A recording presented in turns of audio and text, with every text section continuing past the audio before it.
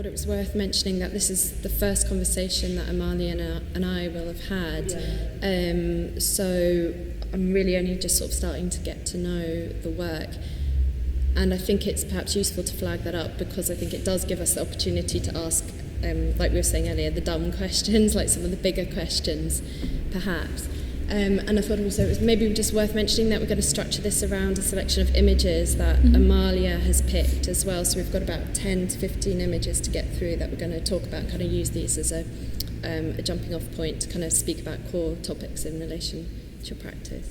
So the first set of images that you sent through was these two images here, which you labelled female body and representation. And I was just wondering if you could just maybe start off by saying what these images are, what they show, where were they sourced, those kinds of questions. There's this girl called QQ, and she keeps a blog, and I follow her on Instagram mainly, but she has this blog, and it's all about hair and makeup, and not really that much about lifestyle, but more about like aesthetics. And she at some point went through like a plastic surgery of like fat grafting and a nose job, and she was like showing all these images very raw, like from the very beginning, the trip to Korea, the comeback, the recovery, and all mixed up with like her usual pictures of cupcakes and teddy bears and babies. So like I'm really interested in like that mix of pain and violence and cuteness, which is for me very representative of like female nature. And also like I like the analogy between beauty and being just, and the representations of beauty as perfection. It's just like on that question of pain, do you have any particular interest in more sort of historical interrelationships between pain and the female body? Because there's a whole discourse around that, and also earlier artists as well, like Orlan, who actually works with cosmetic surgery. So just kind of be interested to hear you maybe say a little bit more. Orlan was actually that's why I'm interested in these topics, because from the very beginning, my first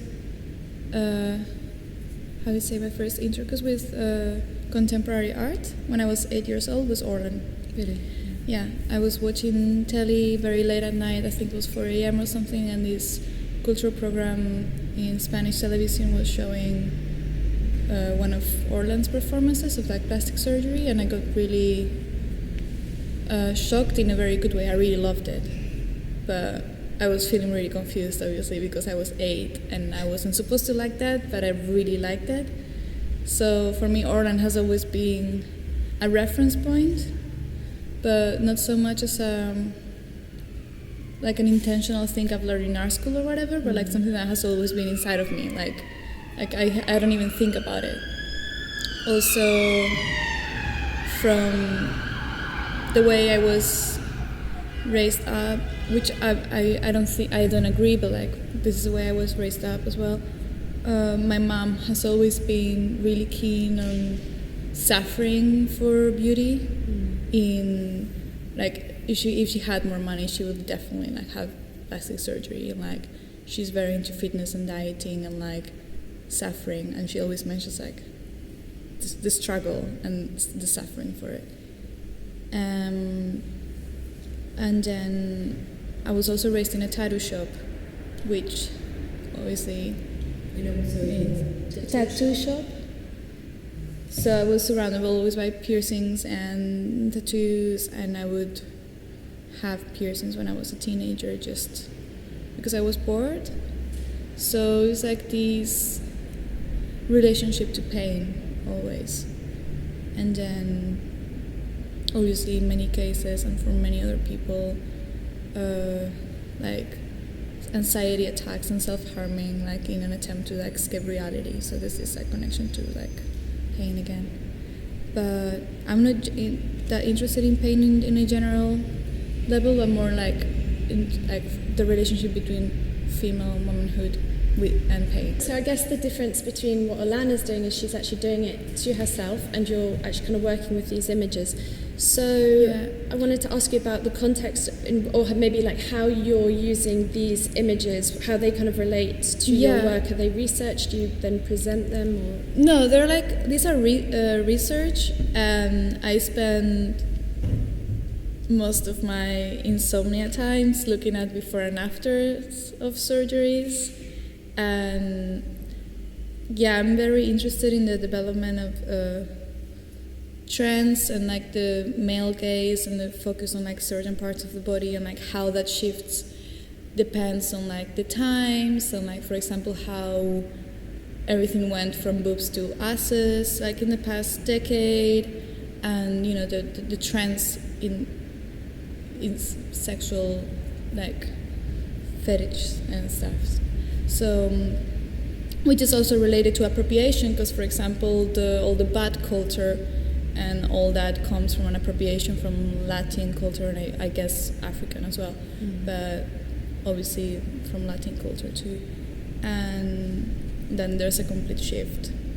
I think that question of appropriation is quite interesting, because you're talking about kind of shift from one culture, movement from one culture to another, but at the same time we're also talking about a reappropriation or a recontextualization of images. You know, these images exist in one particular context to start off with, and then you're kind of taking them and harvesting them and channeling them into new kind of...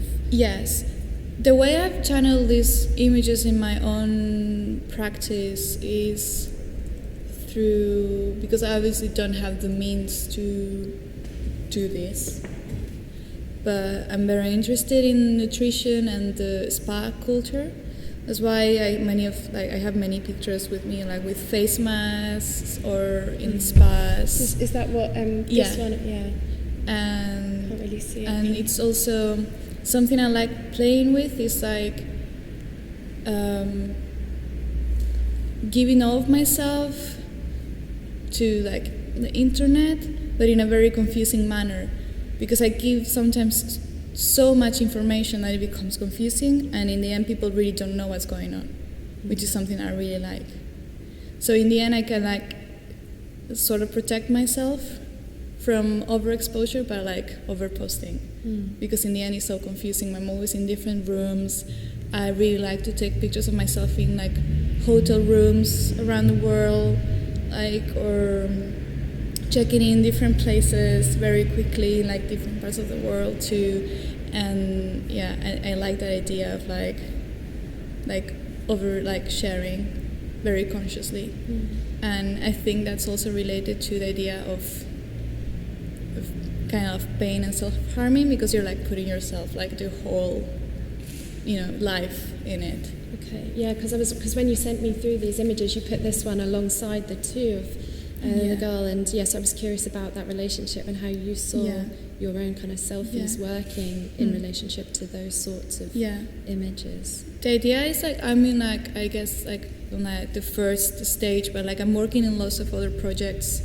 Like now in August, I'm like doing this project with a girl. Well, I'm gonna follow this diet, which is gonna be very strict, and I'm gonna take my blood out, and she's gonna like go to her nutritionist and like see what's, you know, good for me, to like stop suffering from like headaches, and like being very controlled with my diet. And I obviously have to,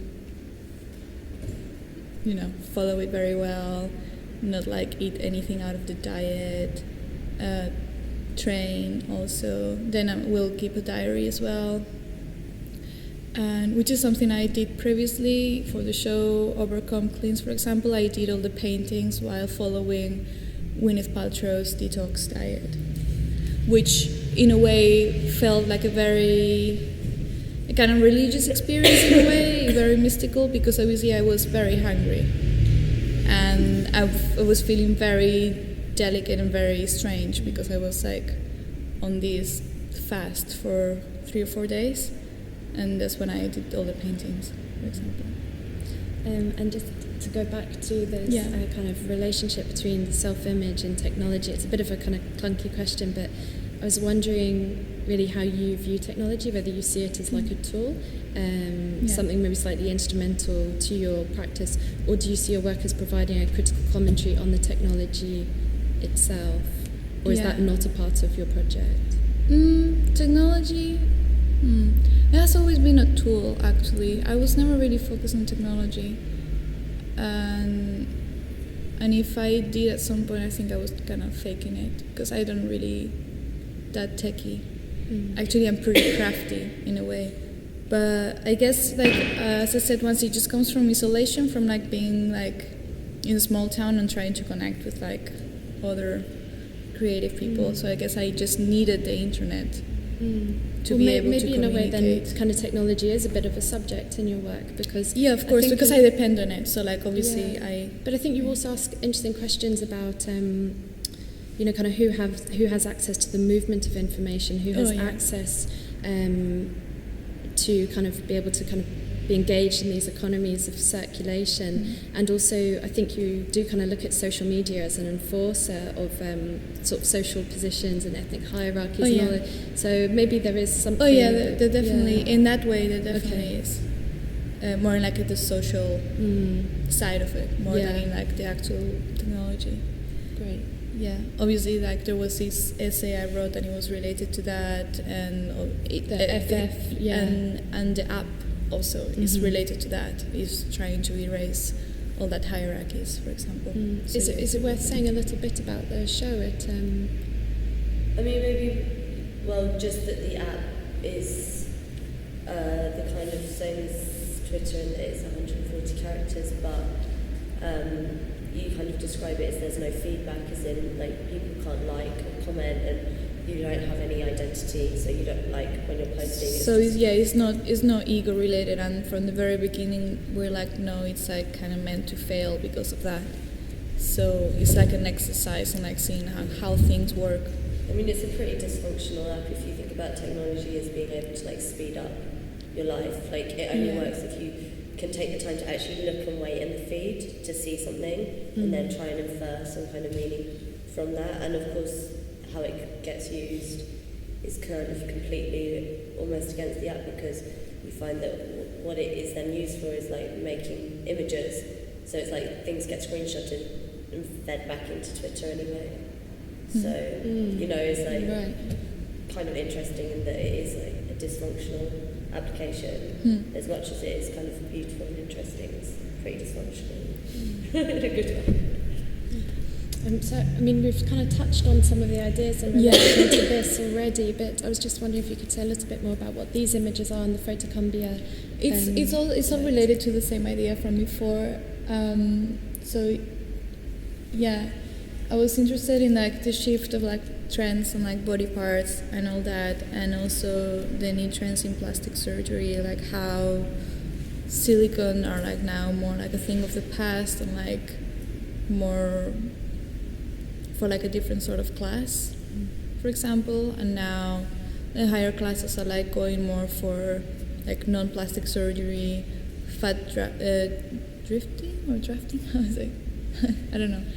Fat drafting, I guess it's called. Draft.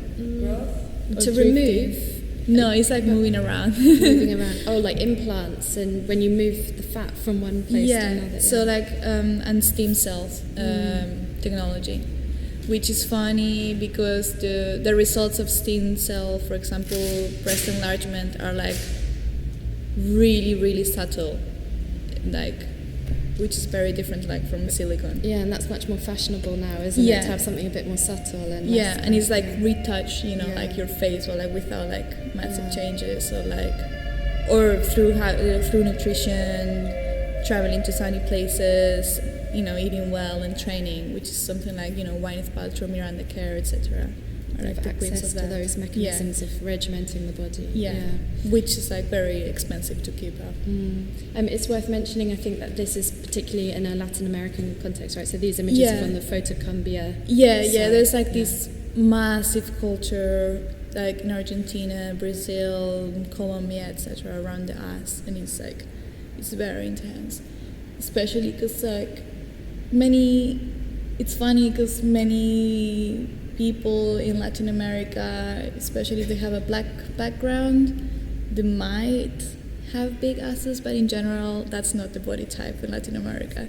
So it's like lots of hard work and struggle for all these women Like, well, that's interesting. Actually, which is really weird because like people think it's like a given, but it's not. It's like because I was wondering about this site, about whether you saw Photocumbia as being like a space for some kind of performance of some sort of like an authentic Latin American identity. But from what you're saying, it almost sounds like the fact that these images proliferate on this website.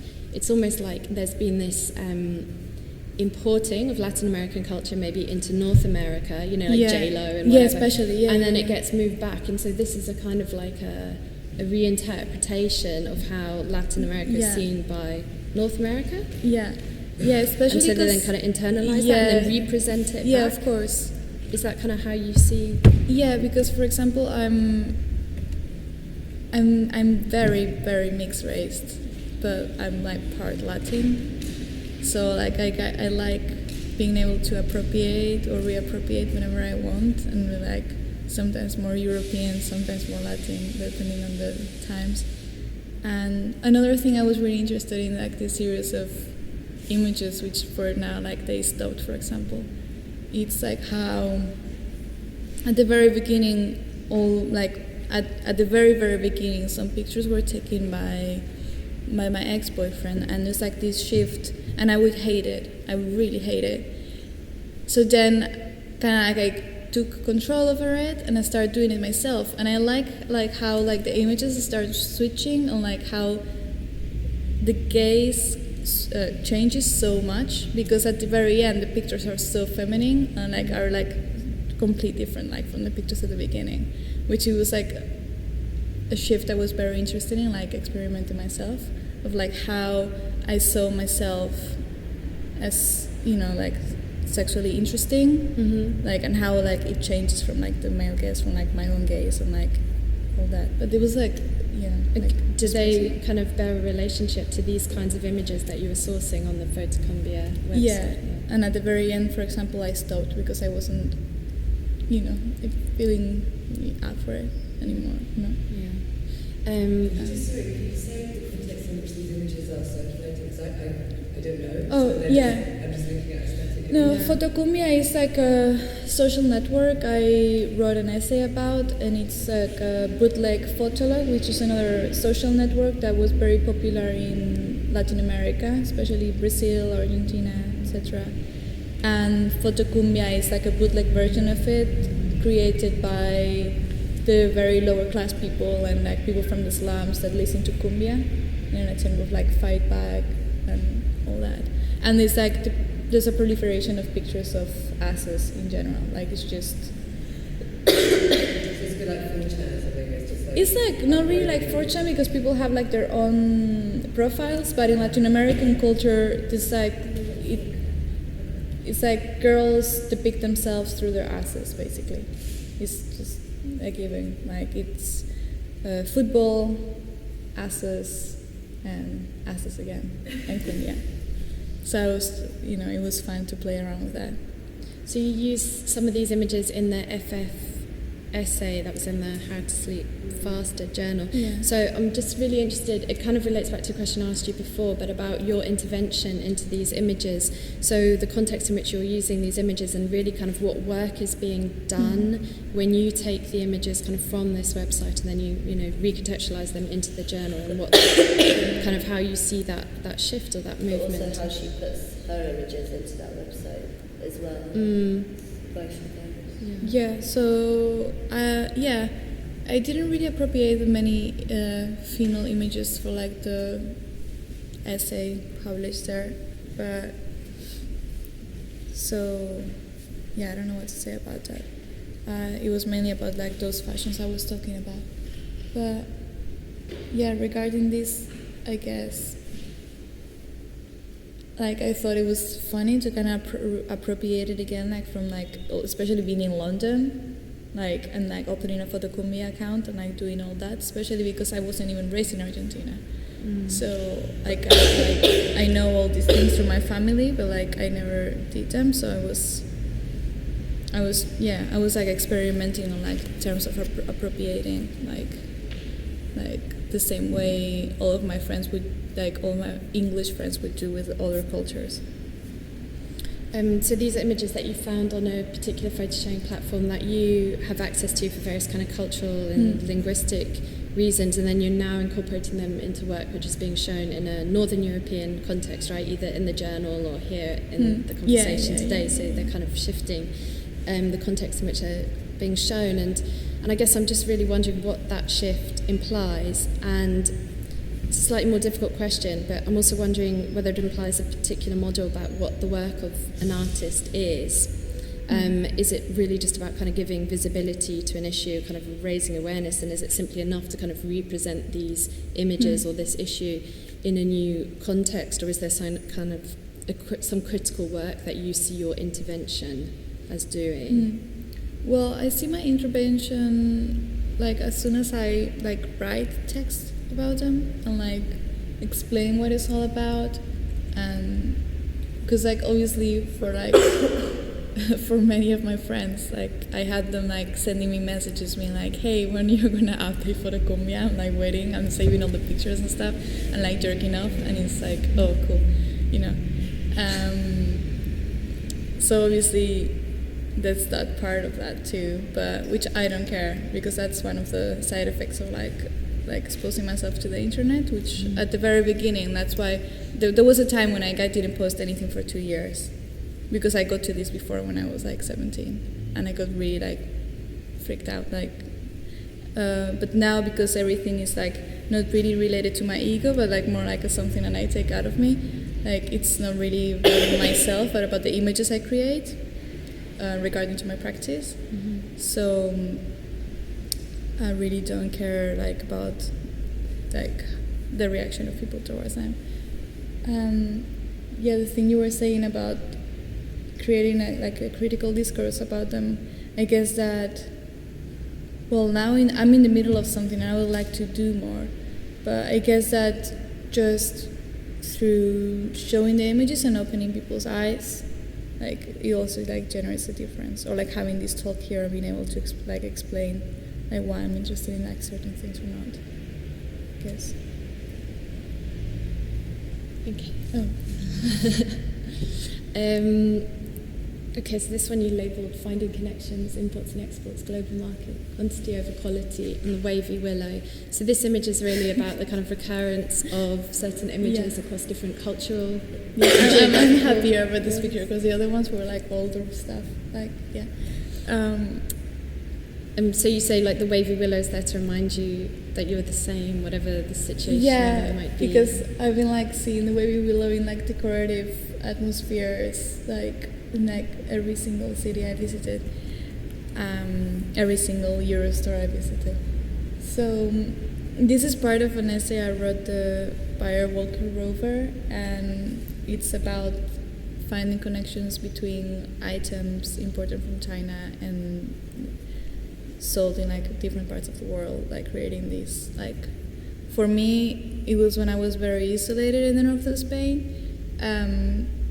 It was a metaphor of like being connected to like other parts of the world and like feeling part of something, instead of like being lost in provincialism through like these objects, which obviously like in the way it's taken in the lecture, everything sounds like very like soft and like cute, and like I'm like super into it, and like I'm so happy and like receiving all these like inputs, so like I can feel connected to my friends from the first world, like, you know, in LA, in New York, and etc. But obviously it's a critique to that, and to like the proliferation of all these objects with not real use, or like with no real function. And I've been interested in this like since my first year of art school. Actually, I was writing an essay called The Charismatic Object, and it was about all these objects that you can find in these places that like that have no function at all. I mean, they're supposed to, like, they don't really work, and how by being depicted on the internet, they could become like these objects, like part of collage, and like without, you know, being like metaphors for anything else, which is like an abstract shape. Yeah, to me, I also see them as kind of like sub-images because they don't even really register as an image. Like, you just don't see them, do you? They're just kind of there, like. Yeah, in the and background. that was something I'm really interested about right now. Is about blandness, which is something I relate a lot to economic depression, for example, and which is something I also relate to the European middle and lower classes. Like when I made this shift from like trying to research about Latin American cultures and like third world Latin American countries, and which is like more flashy and like it's easier to work with because the images are more shocking and like everything is like easier, which was something I was kind of told to do by English friends, because whenever I was asked where I was from, I should always say that I was Argentinian, not Spanish, because Spain is lame as fuck. Spain is lame. So then I was like, actually, I made this friend of mine who's like a really good artist and he's Portuguese, and like we had this like very long conversations about Spain and Portugal and Greece and Italy, and like I started like getting like more and more interested in like all the lameness about Spain, Portugal, and how boring it is, and how everyone dressed from Zara and looks the same, and like so I'm so interested in like the idea of boring and blandness and these sort of objects, and the way we really is like a representative of it, because it's like so so nothing, but it's everywhere. And I've got lots of questions about that kind of idea of the middle brow, which maybe we can move on to in a minute, but just to talk a bit more about the wavy willow, because I feel like in this context of the wavy willow, it's about this kind of circulation of images and ideas, so the fact that this can crop up in different places at different times, and it's something that's kind of stable and it's there in your life. And I was just wondering if you could talk a little bit more broadly about how you see kind of capitalism as kind of being integral to this kind of forging of these connections, these international and kind of cross-cultural connections, and whether you see your practice as mounting a challenge to that process, or whether you even want to mount that challenge, whether you're kind of a part of that network, really. I kind of like sometimes celebrate capitalism as a joke, because I'm like pretty much against it, like since I'm very, very young. So I don't want to be like a silly utopian and feel like it's all about ideas and there's nothing like we can do but to change it and like blah blah blah, because I was reading that like yesterday about how like the left right now, it's so far from having ideas that are actually prone to have an effect, and it's more like all about like theory instead of actual revolutions or whatever. So I don't see myself in the power yet to like do anything big regarding like the end of capitalism, obviously. But one of my ways of criticizing it is by like ridiculizing it in a way, and mockery. So because I mean that's like how I live, and that's my sense of humor. And many times like people obviously don't get it and think I'm like new right wing, like hyper capitalist bitch, but that's not really like how. Like in that Dazed interview where the headline's like "Celebrate Commerce." Yeah, that wasn't like a really accurate. The titles for everything. But yeah. Celebrate Commerce with Amalia Ulman. Which is like, it was a funny title because actually I'm not really like the best person to celebrate commerce with. I'm like the total opposite. But yeah, I like playing around with those ideas and like use humor and mockery in a way, like regarding capitalism. Because I mean that's only one of the few things I can do for now. Just do that. And on this movement and circulation of goods, you've spoken in the interview with Roja in the How to Sleep Faster journal about this kind of hierarchy of goods where like imported is better. And I was wondering if I could propose a sort of counter-narrative to that, which is something that's definitely occurring here in the UK, but might not necessarily be. It's the opposite, right? It's like you have this real investment in heritage brands and I was the authentic. very interested in that actually for a few years, because when I first came here from Spain, obviously it was like, it's the opposite there. Like, organic and hipster and all the stuff. It's very like kind of lefty and cultural and blah blah. And then I came here and it was super right wing, and I was so like not shocked, because then obviously it's so understandable, but I was like, oh okay, I kind of feel disgusted now about like organic stuff, because like they were kind of making it represents disgusting. something. It signifies something else. It signifies something else. So yeah, I was very like so interested in that like shift of how in one place it would take in a such thing, and how in the other one would be like such the completely opposite. And like new right appropriating things that were like before, like from the left, and etc. etc. So does that emerge, or has that emerged in Spain, where there's like a investment in heritage? No, yeah, and the authentic. That's still pretty lefty. Okay, so that, still, yeah.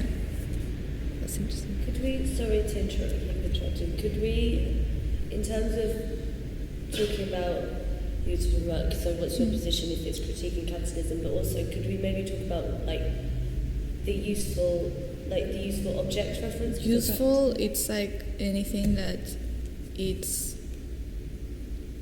like intrinsic, like necessary to like our daily lives, like one of those basic items that we really need, right? Which there's a hierarchy of, if you go like really like monk like about it, it's just like sleeping on the floor and like having access to water and some food, which I'm really close to. Like I do like cleanses of objects of like that surround me like very very often. I basically give everything away to my friends, so like I don't even think about it, I just do it because I don't like having like this burden of like objects like surrounding me. So I just have the necessary to like work and stuff. So I was always like very interested in the idea of the gathering of objects and how it's like it relates and represents the lower classes, and like the mending of poor objects, and like the accumulation and cabinets, and like filling cabinets with stuff. Whereas like upper classes and like, for example, like late trends in like minimalism in new art, and like with really good materials and like all that was like a representation of like the snobbery and the upper class. So yeah, I'm like interested in the idea of like generating value through the accumulation of cheap objects, which is something like poor people do to like feel more wealthy in a way, to like have their house filled with stuff, because obviously there's this feel like because they don't, there's nothing else they have, they need to feel surrounded by things to like feel like more wealthy, which is something that, I mean, but the way we will was about like a different thing, like that signifier of like how like, you know, it's everywhere and how like a funds connection. But yeah, but the accumulation of the cheap object, they have like the other series of works, like with wire objects and stuff. Yeah. So next thing I wanted to talk about was this shot, which is from Overcome Clen. So clearly you're interested in this kind of interconnection between class and taste. Yeah, that's what like, this is like an old exhibition from like last year, and it was again about the same thing, about you said about, you know, organic nationalism, blah blah, like how, because this show was in Spain, and I found it really interesting, like how this era was gentrifying, and like in the middle of like the crisis or just before it or whatever, there was this attempt to get closer to culture by all like through all these means, which were like interior design, cupcakes, and like an attempt to like copy what was going on here. So could you break down a little bit more how this kind of relationship between class and taste and gentrification is actually being worked out, or you're kind of working through in this. Yeah, that show was very interesting because actually it was this gallery from this woman, like upper middle class, blonde, with this space. It's like basically purely commercial, even though she likes the work, like she doesn't really get it that much. And all the show was about mostly interior design, even though I like made some paintings like doing that fast. But yeah, like it was especially about interior design, because it was this new trend in my town about like suddenly caring about it, and there was like a signifier of, you know, upper middle class, and like suddenly like this connection to fake retro aesthetics and like taking care of the home, and like suddenly taking care of nutrition as well, which was like something completely new for like them and stuff. So I was like playing around with it, and the show had the two phases, which were like the actual show in the gallery, which is like very traditional except for like one installation, but the rest were like old paintings, and then the documentation online, which had like more information, like the column cleans, like referencing, and like other images that were in the show. So here you're like drawing on the visual languages of interior design, so not from a fine art context, but is that yeah, right? Yeah.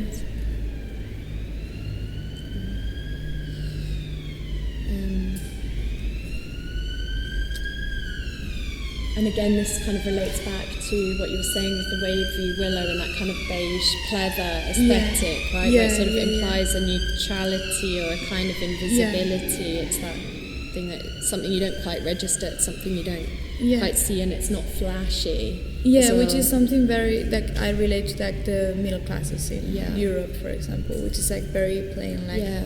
I think that's a good question at the moment. It's actually the middle brow, something. It's not fine art culture and it's not kind of trash aesthetics, but it's something that sits kind of in between. I think it's a useful site for critical And inquiry. for me, it was very interesting because also it's an aesthetic that is very difficult to work with because it's just very close to nothingness. Yeah, and it's all just kind of pretty, isn't it? And I brought along, like you put in the pictures of like the butterfly which rests on the wavy willow, and that's from your Bywalker Rover lecture as well.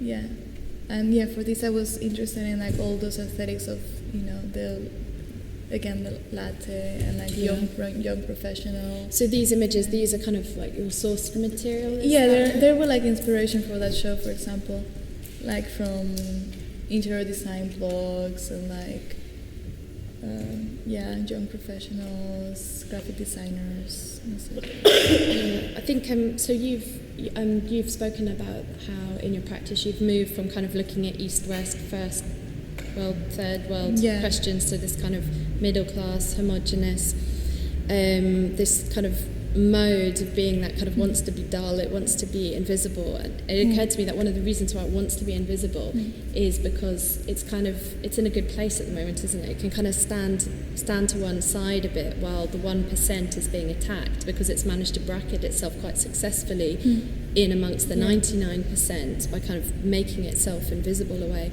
And so I just wanted to hear from you why you're interested in working with the middle classes in particular. Is it purely aesthetic thing about this question of blandness, or is there another reason perhaps why you want to mount investigation about middle class culture? First of all, it's something I wanted to play with because it was more challenging and not many other people were doing it, so I felt like it was interesting to do it myself. Could you say a bit why it was more challenging?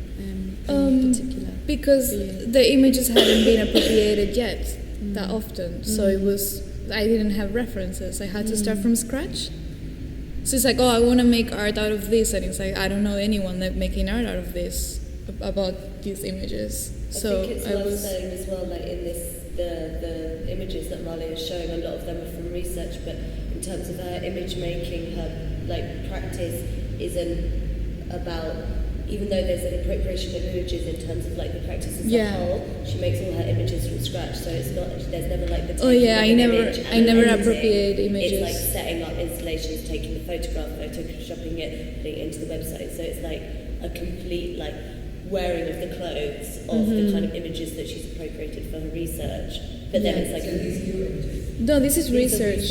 And then this is This is one of yours them, that for you've example. created. Yeah, Right. but this is more obvious because it's like I have always the references in the middle, but like in general, I construct things from scratch. Like I make the installations or build a whole or like make a whole new painting or something inspired from it. Yeah. So you're kind of appropriating the visual languages, but you're not actually using pre-existing visual elements. I usually never appropriate. Okay, that's useful. So that was why it was so challenging, because obviously I had to start from scratch and make how do I articulate all these images? How do I make sense out of them and also be able to create something beautiful? Because that's the whole point in art in the end, making something that works. So that's why I was so interested in working with things like this. And because it was like a mind fuck, it's like, how do I start doing this? Like, how can I make sense? And are these works a way of kind of staking yourself to a particular class position? Is it a kind of this is my world, this is what I know about, this is what I'll make work about, or is it this is what I was raised with blandness in Spain, basically, but I was never part of it. So I've been always an outsider, and I've been always a voyeur, and I was always, this person out of it, even about this.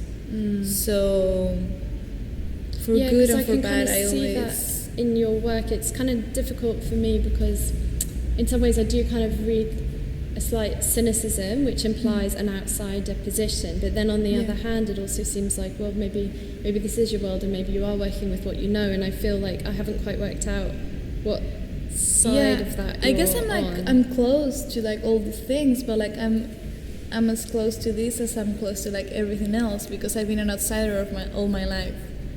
So I think I'm at the same level to any sort of aesthetics in a way. And on the other hand, I'm so mixed race that in terms of appropriating other cultures, I can always go back to a relative of mine that was from that country. I was so I'm not Spanish, I'm not Argentinian, I'm not Latin, I'm not European, I'm not anything, which gives me this perspective of being from the outside and seeing everything at the same level in a way. So it's not really a participation in these cultures, but maybe a consumption of them, as and when, or that's I guess it's some sort of homemade Orientalism. I can just pick and choose whatever I want because I'm not really part of anything.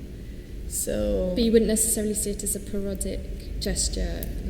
Your work isn't about parodying or representing. No, actually, I'm really bad with that. And when I do something, I really get into it, and I really love it, and I really consume those images from a really sincere perspective. I like this, what I'm working on. I'm never oh, this is kind of funny, or I'm making jokes about, I'm always pretty sincere about the topics I choose. Yeah. So that's why I get really I can't make a distinction between my own life and art practice, because I get really involved with them. And sometimes I'm finished, I step out and I get involved with another thing. But I can't just be that cynical about things. And can I ask you about the aesthetic of it as well, because I feel like it's it actually also touches on something you said earlier in your Biowalker Rover lecture when you talk about speaking with a cute voice, and it's all kind of hyper aestheticized, isn't it?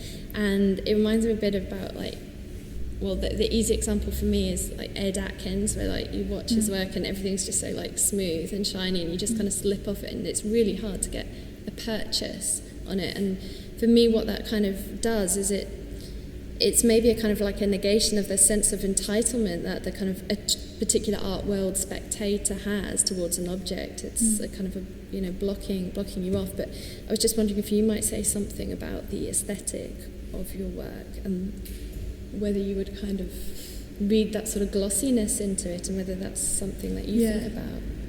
Well, in terms of that, because it's fine art, and I truly believe in the sort of getting into trance and just producing and making art and that works aesthetically. I just do what I feel that I like visually like. So like it really comes out of my guts. I don't like manipulating too much or thinking too much. Like I research a lot, and I like to know what I'm talking about, and I read a lot, blah blah. But like when it comes to when it comes to like generating images, they really come from me, which is like the most sincere way to like produce work in the end, because if not, it can get messy. So yeah, I mean, I have synesthesia.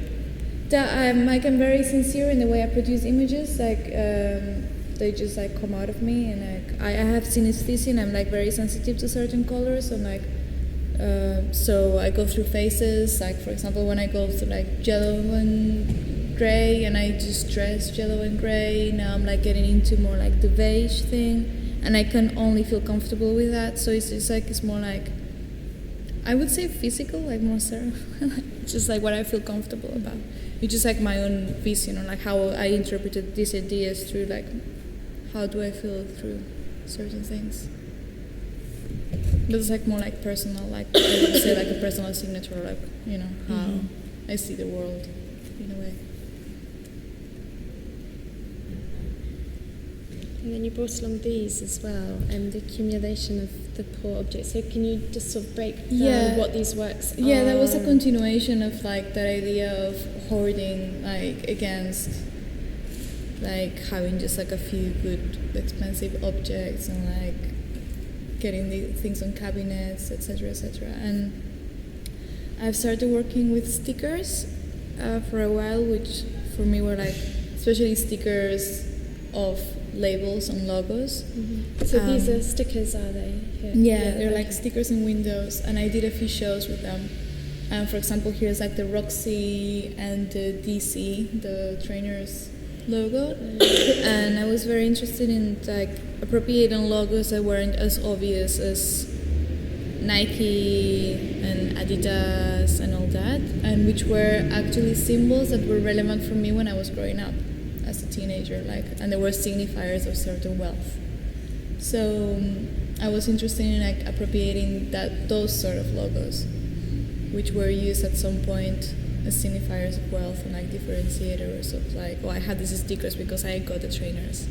So, but I'm not wearing the trainers today, but I still have the stickers here, like saying, and you know, and this is the kind of sticker that only comes when you buy the trainers, you know, that sort of things. And you've described these as the poor objects. So with these kinds of objects, I mean, how do they relate to a previous discussion about the middle brow and the middle classes? And is this project a part of that? Well, the debate, or is this I more jump, like trash aesthetics? Yeah, I jump like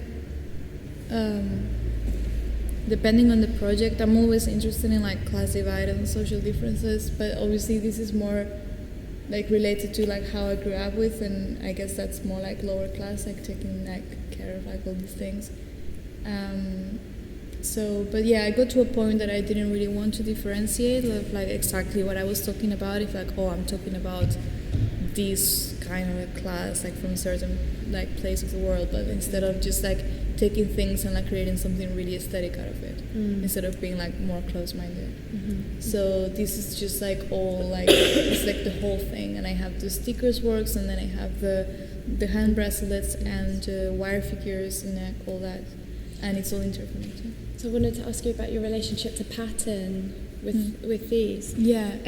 Because like when you look at them, it's almost like something they're like hieroglyphs, aren't they? Kind of something that's like a little bit between text and image. And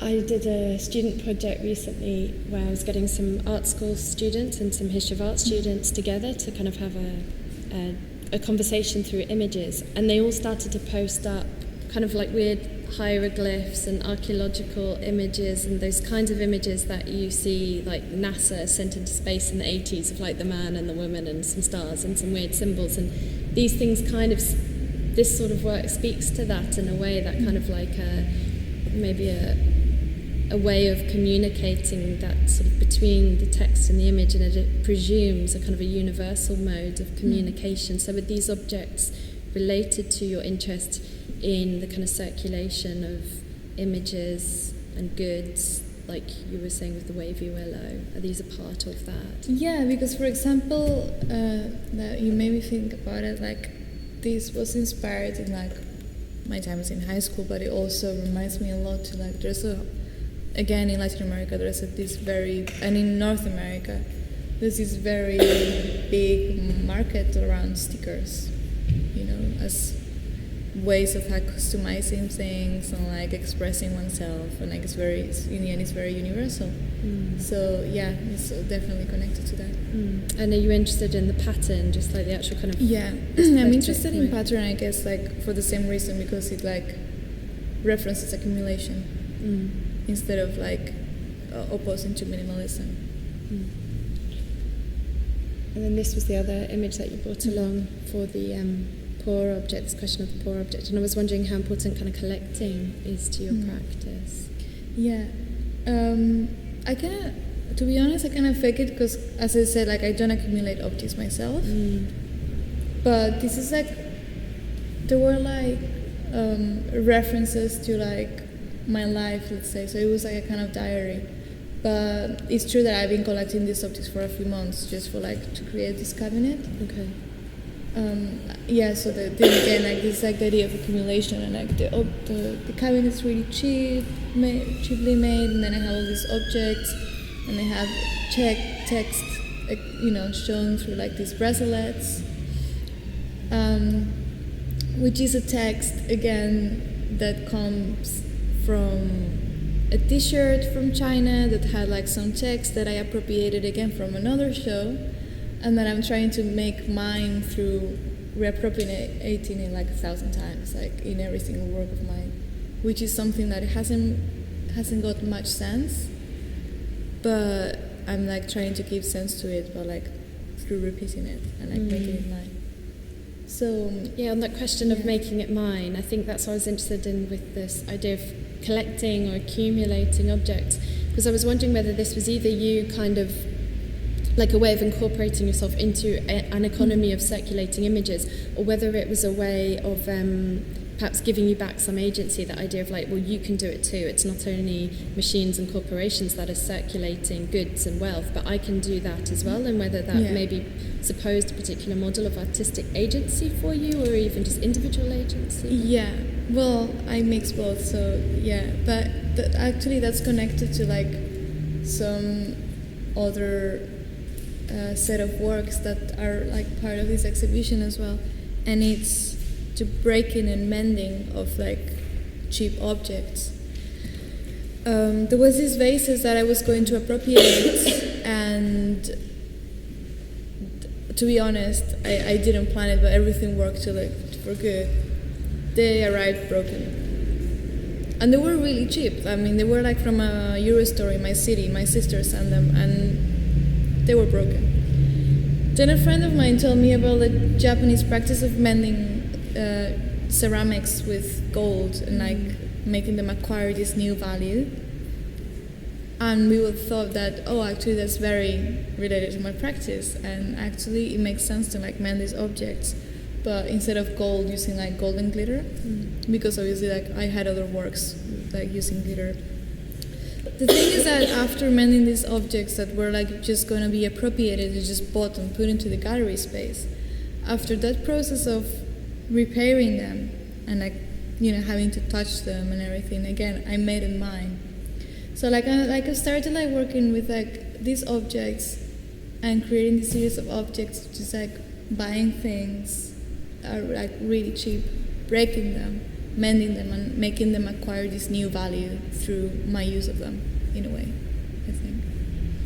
So, yeah, that's like related to what you said. Okay. Sorry, I'm conscious of the time, so just I wanted to ask you about your Biowalker rover text, but particularly about your relationship to the academy as well, because you've said kind of contradictory things about you're using the lecture format, and so I'm interested about what the lecture format kind of means for you, but then also I've read where you've said kind of like you don't really get the rules of like referencing, and it's too difficult, and but then it also has this kind of slightly bureaucratic edge as well, and sometimes, yeah, regarding these things, sometimes I'm like more influenced by like my own personal like nature, and like since I was little I always wanted to be a secretary. That's what I like to do. I enjoy that. So it's like, you know, even if I'm like against these sort of things, I like, that's what I do. Like to have fun, I fill out forms. So, you know, even if I'm against the institution, so like, you know, like that's how I work. So that's why sometimes like most of the things look like this. But why the lecture?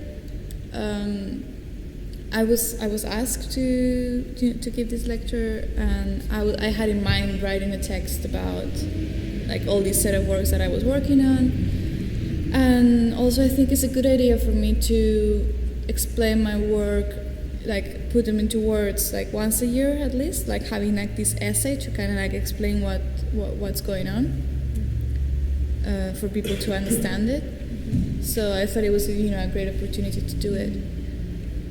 What I liked about this thing now is like after like writing the other essay, which was like following all the rules of like Harvard referencing, etc., I did this, which was very refreshing because I felt like I could express what I was thinking without having to limit myself to these guidelines. Which I don't know if it's because my style of writing always mixes like some like poetry in the middle, and like I don't know, it's just like how it comes out. And I felt very good that I didn't have to erase those trademarks, for example, in my writing, and that was very liberating. And what about your relationship to the academy more broadly, and to art institutions more broadly? I just think about your time at St. Martin's, and you made a comment about you went to art school to kind of understand why you were showing work rather than actually to kind of make the work or show the work itself. Also, because I'm interested in that, the way that the academy, it offers that sort of temptation, doesn't it, to kind of gives, like, legitimize, validate, offer some kind of structure, or it has those desirable things about it. Yeah, I mean, St. Martin's was only good to learn to fight and not cry that often when someone talks about your work, because they will be so mean about it that you just, at the end, you wouldn't care. Sorry, that's why I left art school. I mean, that's the only thing it was good for. Like, it really does professionalize you a lot, But I hated it. I really had a shit time in art school, but I love knowledge, and since I'm little, I love growing older and learning more, and reading more, and so that's I always been especially when I was younger, not now in uni and stuff, but I was always a teacher's pet, and I wanted to be a secretary. So even if I'm against the set of rules, I hate rules and all that, but I'm very close to library environment, universities and stuff. I would change lots of things though.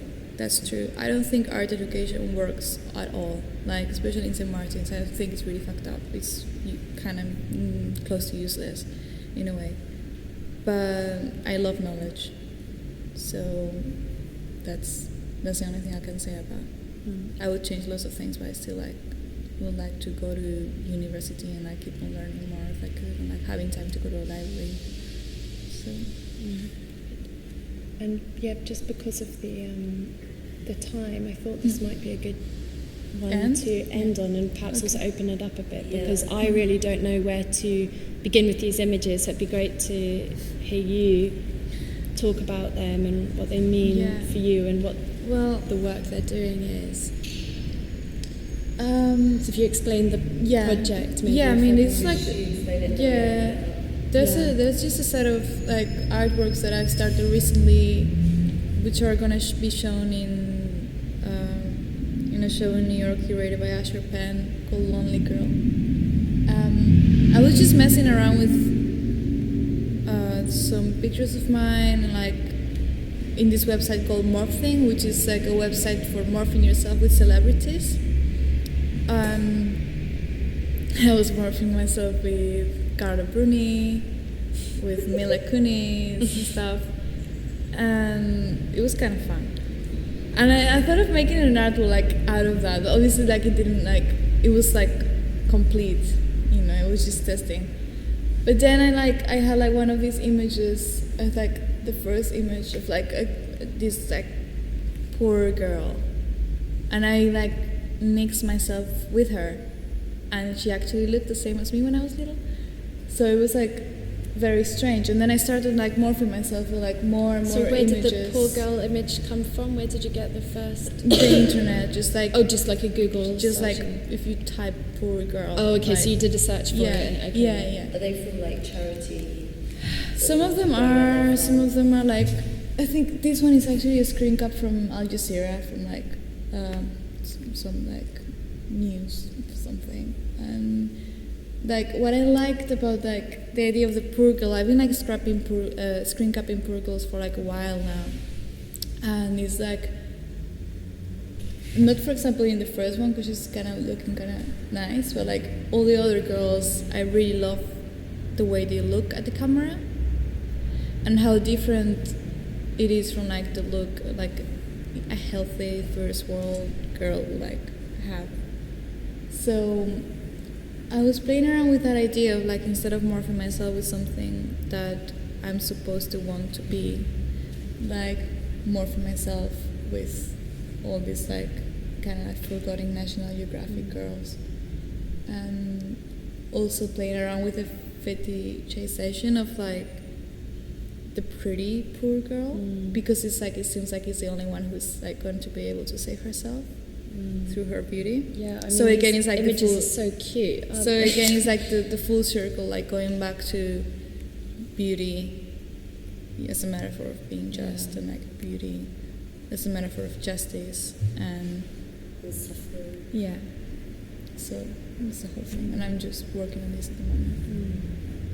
All your investigations with your projects are like very much a kind of questioning of why you're drawn to certain things. So there's like, I think what's maybe hard for people to understand is there's on the one hand like this is a mockery of capitalism, like there's a performativity, say in the Bio Walker Rover, which isn't like completely serious, you know, and there's a mockery of capitalism, yet at the same time with your visual language and your like attraction to certain aesthetics, it's just like no, these are sincere images. These are like a kind of like, I'm allowing myself to be drawn to trends, to styles, to aesthetics, to visual language, and maybe it's like, how do you like, what is the space where you can kind of like, how can you engage with opening yourself up and letting yourself also like your life as work.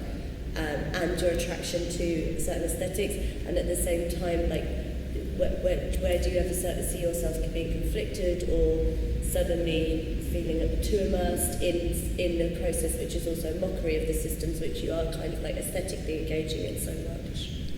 I think a good way of explaining that is the concept of guilty pleasure, of like enjoying something that you know is wrong, which is like the first step for accepting something or changing it. So like I always like to take these uncomfortable postures just in the middle, where like are very uncanny, like, you know, it's like between critique, between acceptance, because it's like what right now makes people very uncomfortable, because they can feel themselves reflected on it, and they can relate on it, which is something I'm very interested in. I'm like very interested in uncanny images and like making like people uncomfortable without even knowing why, you know, like not being obvious, but which is like something I've been achieving so far, because many people don't have a really good sense of humor, so they're like really upset very quickly, or like, you know. But yeah, I would definitely call that, you know, the philosophy of the guilty pleasure. You said that there came a point where you weren't worried anymore about this uploading of your self-image, and I'm not quite fully understand when that came about, how that came about, but it certainly was a very interesting moment for me.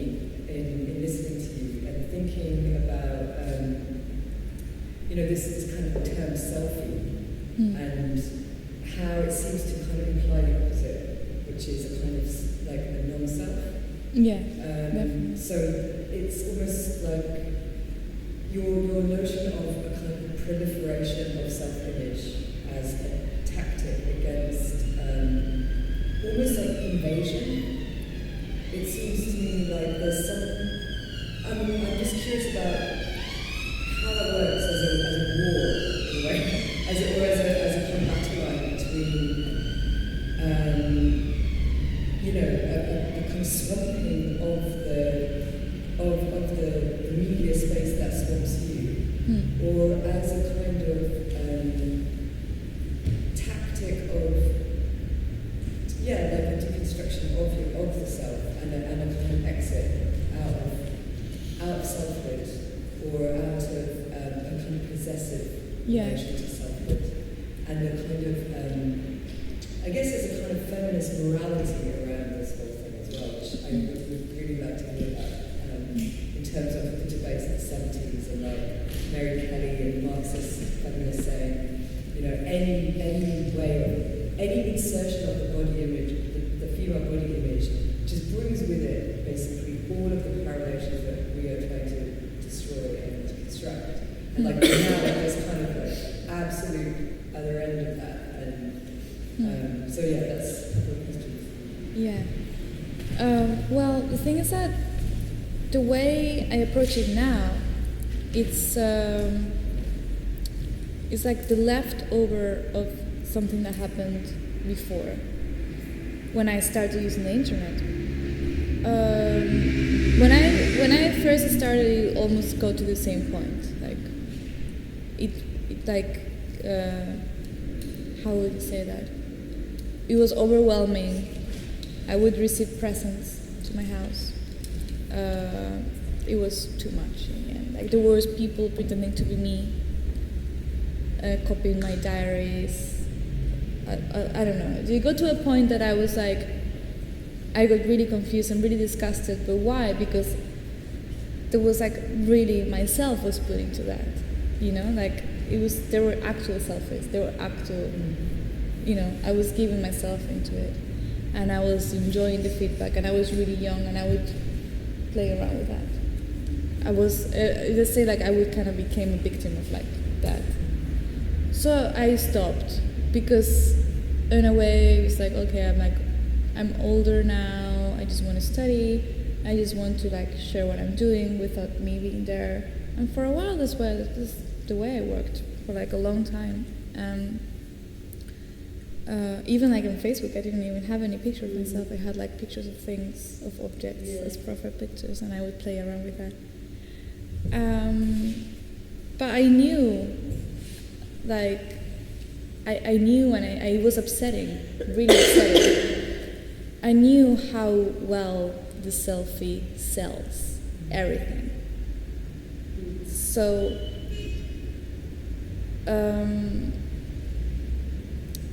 I had a few friends that were like a lot into selfies and stuff, and they were like, "Why don't you have to put some pictures of yourself because